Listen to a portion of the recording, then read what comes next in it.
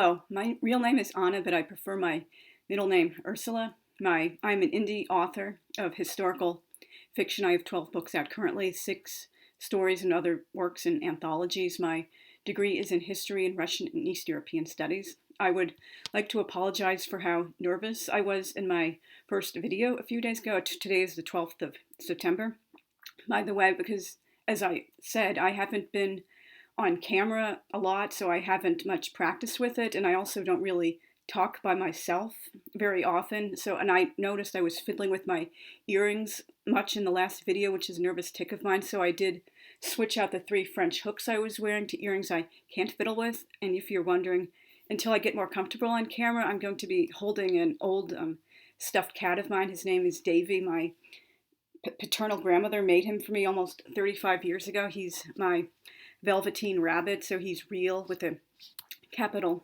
R. He's been through a lot with me, and so until I get more comfortable, I'll be holding Davy. And there were a number of things I was so nervous I blanked out on my first video, which was how I became a Dante file, what Dante means to me, and a sneak preview of the recitation I'll be doing on his 700th yahrzeit death anniversary, which will be tomorrow. And I'm also doing, at the end, I will do a sneak preview of the recitation again, another part of it, because I also happen to know those 18 lines in English in the Lawrence Binion translation. And I know I talk with my hands. That's not a nervous tick. I'm part Italian. One branch of my family comes from southern Italy, and my southern Italian body type was very instrumental in saving my life, praise God, when I was run over by a car when I was 23 years old. So I was mentioning some books which have a Dantean influence I've written, and there were some very important ones I totally left out. There's one, I haven't been working on it for a while. It's a long story, but I do intend to get back to it eventually. It's called The Strongest Branches of Uprooted Trees. It follows it's an ensemble cast. Most of my books are. They don't usually have 1 or 2 main characters. It's just a large group of people. And they're a young group of Shoah survivors, mostly teenagers. There are a couple of adults in their 20s and one German man in his 30s. Most of them are from Hungary, but they're also from a couple of other countries. And the Italian character, Caterina, is in her early 20s. She's very devoted to Dante. She was born on the 600th anniversary of his death in 1921. And in November 1943, this doesn't actually happen in the book, it's like part of her backstory.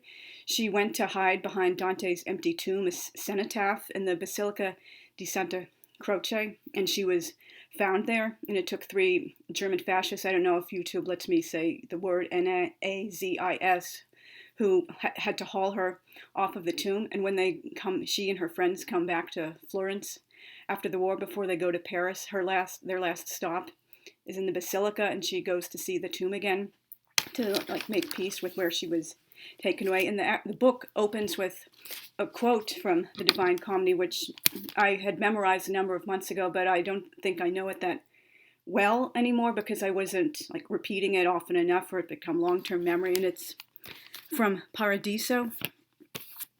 Tu lascerai ogni cosa deletta, più caramente, e questo e quello strale, che l'arco dello estilio pria saette. Tu proverai sì come sa di sale, lo pane altrui è come è duro cale, lo scendere e il salir per largeri scale.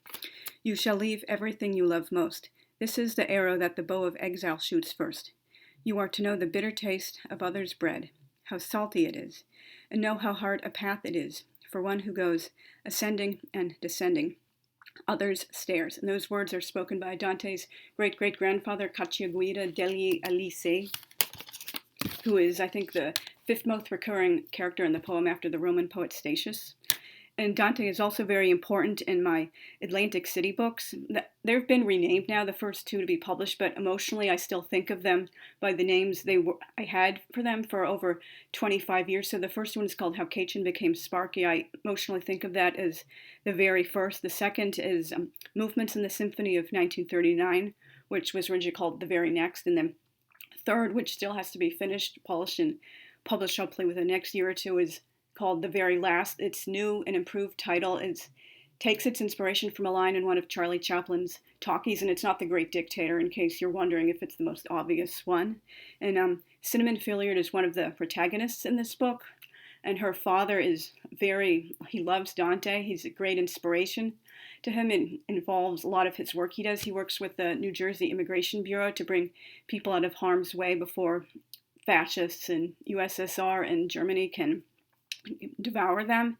And unfortunately, I only found this out after the first book went to print. The quote, Dante quote in his office, is a 21st century invention. I have a blog post that mentions that in part. The hottest places in hell are reserved for those who, in times of great moral crisis, maintain their neutrality. Unfortunately, that's not a real Dante quote at all, and I will, instead of rewriting and doing a second edition of the first book and rewriting the pertinent parts of the second book, I will have Mr. Filliard tell Cini in the third book he was duped by a false quote and to always check her sources. But you can read more in the blog post, which I can link below, but that's based on the idea that there are neutral souls waiting in Canto I of Inferno. They've been rejected by all three afterlives because they were neutral and took no sides in life. They just drifted whichever way the wind blew them. And Mr. Filliard's love of Dante will inspire Cini in many things herself. So I don't want to give too much away, and I haven't even written a lot of these books do need radical rewrites for in the future. It's a really, really long series. She'll be spending her junior year of university abroad in Italy, and her father did go in the past to Italy himself, particularly for Dante's death anniversaries or birth anniversaries. And a couple of other things I forgot to mention about the original review of the Divine Comedy, which I wrote for my old Angel Fire site, which unfortunately no longer exists. That's an extremely long, complicated story, but I did, praise God, manage to save several hundred, I would say maybe 700 or so posts I wrote for it before the site disappeared from cache and archive searches, and the Commedia review was one of those things, and I wrote that when I was 24 years old, and I now have disclaimers in front of the reviews, which are posted on my current WordPress blog, which there's a link to that below. For example, the review of Inferno I wrote, a lot of it is little more than saying, oh, I don't think XYZ is a sin. I don't think this should be punished in hell. And it basically little else was mentioned. I barely mentioned anyone else who shows up in hell, or I didn't even understand contrapasso, which is whatever that person did in life, he or she has to do that in penance or punishment in hell or purgatory. And I was also, of course, I mentioned ranting, but for me, I was very upset because gay men and suicides are depicted in hell, and I do have I can link that below. Also, I've written a post on The Wood of the Self-Murderers, a William Blake artwork, and that does touch a bit about Dante's views on the subject. And I also have a blog post I can also link about gay men in the Divine Comedy, and of course, I'll also link a post about religious minorities in the Divine Comedy, and also recently I wrote reading the Divine Comedy as a non-Christian, so you can read those for more information about my subjects. But that was a particularly touchy subject for me. As I said, I was 24 and not quite done with my cognitive development, which doesn't happen until you're about 25. And one of the last things to happen with cognitive development is the ability to understand nuance and contain your emotional reactions. So I didn't really understand it all yet. Even though I was not a teenager, I still wasn't a full adult, and it was hard for me to understand. Dante actually has a more nuanced and sympathetic treatment towards gay men and religious minorities than many other people in the Middle Ages had. If you actually read what he wrote and do some outside study, it's not just, oh, he thought these people were condemned forever and horrible people. It's not what he believed at all, according to all both the source reading and good interpretations of it. And the same went for my review of Purgatorio and Paradiso, which was rolled up into just one post. It was little more than saying, oh, this sin is punished on this terrace, or this kind of person is in this sphere of the heaven. It's basically, it seems like a teenager's review. There wasn't much depth to it at all. I just basically did details for the beginning and the end, and maybe a little few things along the way. It was a big picture story for me. And also, there was, for example, the depiction of Prophet Muhammad is truly offensive. I'm not Muslim myself, and that was never a religion I seriously considered joining. By the way, the religions after mine I feel most close to are Hinduism, Buddhism, Taoism, and Jainism. I'm just very interested in Eastern religions. I'm Jewish myself. But in the Middle Ages, there really wasn't much widely available information to counter a lot of things Dante believed, not just the belief that Prophet Muhammad originally was a Christian and therefore schismatic, but also like he believed Cleopatra was a harlot instead of a serious ruler. He believed the donation of Constantine, that Pope Anastasius II was a heretic, and we know all this stuff now is not the way he believed it, but he had no counter example to know any differently then. So you can't really fault people for believing what they knew. Just like today, we might believe things that will be debunked in future, and it's not our fault, or we're not ignorant or horrible people. It's just we're going with what we know. And also, I just wasn't very familiar with reading epic poetry. That's just not a literary form most people are familiar with. If they're under 80 or so, there might be exceptions, but generally it's just not the kind of things we read. Prior, I had only read the Iliad, which unfortunately was a DNF. I got near the end and it was not really my kind of book and hard to read at 17. I do plan to go back someday and read it all the way through, maybe in a more updated translation. I did read the Odyssey, which I absolutely loved, and I read the Aeneid, and also in my AP English class, my senior year of high school, and unfortunately I didn't really like that. I thought it was really boring until it got about like halfway through or so, and then it really picked up when it becomes like a battle story. I'm very tomboyish, if you can't guess, but I'm not wearing any makeup or nail polish right now, so I guess I like the man's man type stories instead of girly stories.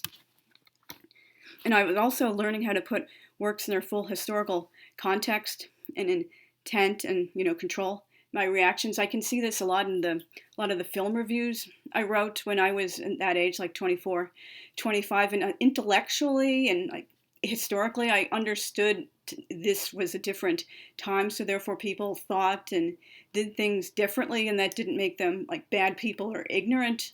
But at the same time, I would still often make a mountain out of a molehill, and just all these sorts of things. Like, that wasn't the point of the movie or book. Like, yeah, sure, definitely call out if there's like a legitimately horrible like 3-minute racist scene that just can't be excused, or just a really grotesque like sexist or anti-Semitic comment. But if that's just a tiny part of the overall movie or book, like, why are you spending like hundreds of words ranting about this, and when there's so much else in the book or film that you could be focusing on? And I can put a link down below to a thing I've written about how to judge old books and films with content that upsets or like unsettles you. And I can also do a vlog about how to write reviews like that too.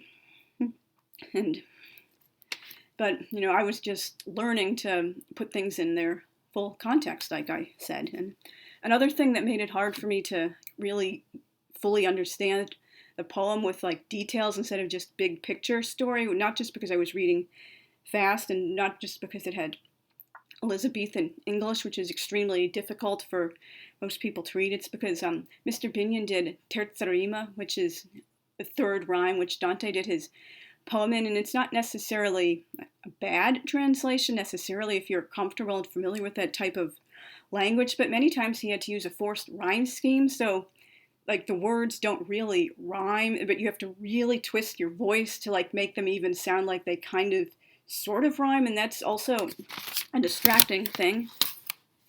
But as I was also mentioning Dante's influence in me in the previous post, he's one of only two of my favorite writers who's a literary idol, not just a favorite writer. The other is Alexander Isaievich Solzhenitsyn, who is my favorite writer and a giant hero of mine. One of the greatest regrets of my life is that I never wrote him a letter to tell him how very much he means to me. In all the years our lifetimes overlapped, I truly believed he would live to be at least 100, and I still had plenty of time left, and he only lived to 89 years old. But I guess from the other world, he knows how I feel about him now and what a wonderful influence he's had on my life. And when I mentioned my car accident in the previous vlog, it wasn't just about, I couldn't walk up and down stairs and it was a good thing this book was already on my shelf. It was because I was in a dark forest of my own when I was writing or reading that book, and I could really relate to Dante's experience. And many times throughout my life I have been in a dark forest for many things, and you just have to think back to Dante, sinking so low, and then has to go to the lowest, saddest, hopeless, worst point possible until he can begin rising up to happier, prettier, more beautiful places. And that is like, it's like a loving hand to help me out of terrible things or just depressing things. It will eventually get better. And as I did mention, the exact midway point of the commedia inspired me to just start making Aliyah already, because it's something I've wanted to do forever, and it just lit a fire under me and told me, look, start doing this. Light has been given you for right or wrong. If the world today has gone astray, the cause lies in you. In you, it is to be sought. Now, I'd like to talk a little bit about my memorization process, which I memorized Canto I of Inferno in the original medieval Italian, and I'm currently working on Canto II. I know up to 45 lines now. Originally, I only wanted to learn the first 12 lines in Italian because that would match what I already know in English. In the Lawrence Binion translation, as aforementioned, I did 6 lines of Paradiso after that, and I thought, okay, that's cool, that's, fine. And then I decided a little more challenge. Maybe I can learn the next 9 lines of Canto I of Inferno for a total of 21, and then kind of, ends on an interesting, a bit of a cliffhanger. The night I had endured with such anguish, la notte che passai con tanta pietà. And I would do a video of myself reciting it for National Poetry Month, and I did finish memorizing it on the 30th of April this year, but it wasn't quite like all perfectly mastered. I did stumble a little bit or hesitate on the last tercet or so it wasn't 100% mastered, but I did know all the lines. And then I decided, hey, why not go big or go home and memorize all of Canto I? And the very next day, I began working on the entire rest of it, and I already memorized the next 4 lines the next day. And so I hand wrote all the lines in this little notebook I have. Yes, believe it or not, some of us still use cursive handwriting. About 21 lines fit on each page. I can write, squeeze on the little handwriting in. And at first, it was very helpful to see the lines mentally in my own handwriting so I could call them to mind that way. But eventually, as I repeated them more and more and more and got more comfortable, and they transitioned successfully from short-term to long-term to permanent memory, I no longer had to mentally picture them in my handwriting. I just knew them. They're in one of the subfolders in the Dante folder in my personal memory bank up here. Like each word, each line, each tercet triggers the next one, and Baruch Hashem, God willing, I will eventually know all 14,233 lines in the Commedia in Italian, and yes, I am a little strange. I finished, not intentionally, but I did end up finishing the memorization on the 9th of July, which I thought was really cool because 9 was Dante's favorite number. He just loved the spiritual and symbolic significance of it. And 9 is also a lucky number for me. My number 1 lucky number is 11, and 18 is also a lucky number for me. And of course, 1 plus 8 does equal 9, so it is like a form of 9. No. I would, very many nights, I would say the lines to myself when I was going to bed, and throughout the day I would work on it as well. And also I would say it if there was no one there, at the pool before I got in the water while waiting for my sunscreen to set, or sometimes I would say them to myself when I was swimming in the pool. And eventually I got to all 136 lines, praise God. And many times when I was doing them at night, I would fall asleep in the middle of the silent recitation, so they were the last thing in my mind before I fell asleep, and it really helped. And I would also frequently listen to a recording of the recitation by Roberto Benigni. By the way, I do think he is overrated. I think Life is Beautiful is a slap in the face to real Shoah survivors. It's like Shoah Light, by the way. I do have a blog post about that, but I know a lot of people who aren't very familiar with the show. I think it's an awesome film just because they don't know a lot about, and they think, oh, it's a beautiful story, when it's actually not very historically accurate or tasteful at all. And I'd like to end by doing a recitation in Italian and English of the 18 lines I had already memorized in the Lawrence Binion translation. That section went really fast when I was working on my memorization because I already, aforementioned, knew it in English, and the next few tercets by association also came really, really, really fast. It's the section where Virgil shows up. Mentre chi rovinava in bassa loca, dinanzi agli occhi mi si fu offerto, chi per lungo silenzio parea fioco. Quando vidi costui nel gran diserto, miserere di me, gridai a lui, qualche tu si, od ombra od uomo certo. Rispose-me, non homo gia fui, e li miei parenti furono Lombardi. Mantovani per patria ambidue. Nacquis ab Iulio che ancor fosse tarde, e visi a Roma sotto il buono Augusto. Nel tempo degli dei falsi bugiardi, poeta fui, e cantai di quel giusto, figliol d'Anchise che venne di Troia. Poiché al superbo il leon fu combusto, ma tu perché ritorni a tanta noia, perché non se li deletoso monte, che principio e cagion di tutta gioia. While I was running on my downward course, suddenly on my sight there seemed to start one who appeared from a long distance horse. When I beheld him in that great desert, have pity on me, I cried out to his face, whatsoever, shade or very man you are. He answered me, not man, man I once was. My parents both were of the Lombard name, of Mantua by their name and by their race. Sub Julio I was born, though late I came. In Rome the good Augustus shone on me, in the time of the false gods of lying fame. Poet I was, and sang of that just son, of old Anchises, who came out from Troy, after the burning of proud Ilion. But you, why do you turn back so annoyed? Why don't you climb the delectable mount, the source and the beginning of all joy? So, I hope to continue getting more comfortable in front of the camera, and I will be doing a full recitation of Canto I in Italian tomorrow on Dante's yard site. I will be in a medieval costume, which I bought for Purim a few years ago. And you can subscribe to my channel. I will be, if you like, I'll be doing a mixture of booktube and authortube and some historical topics, and possibly also reviews of silent and early sound films and classic rock and pop.